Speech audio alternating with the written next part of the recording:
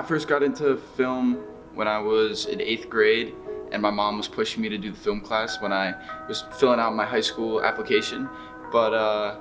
I decided against it and I wanted to do other things.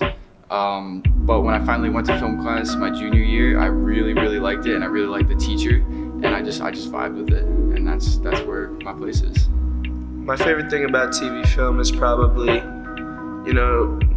when I sit down with my group and just, coming up with different ideas and stuff to film, and I guess the brainstorming is kind of my favorite part, just because there's so many different ideas and it's just a fun process. TV production class is really fun. I made a few films, one was about the American Dream, and another one, I actually put my sister in it, and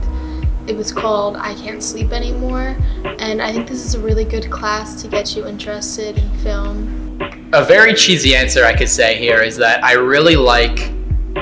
when I finish the film and I can finally see it on the big screen, and I see people reacting to it and seeing what they say and seeing how they react to certain characters and certain plot lines,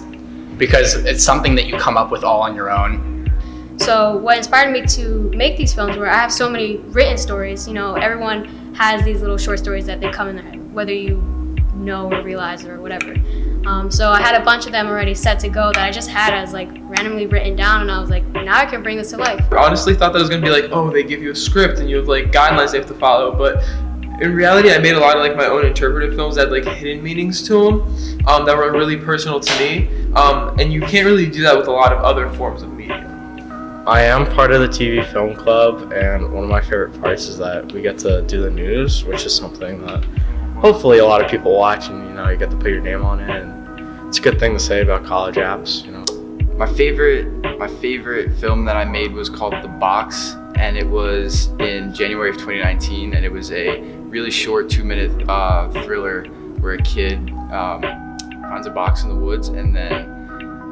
he finds himself inside the box, and it's his twin.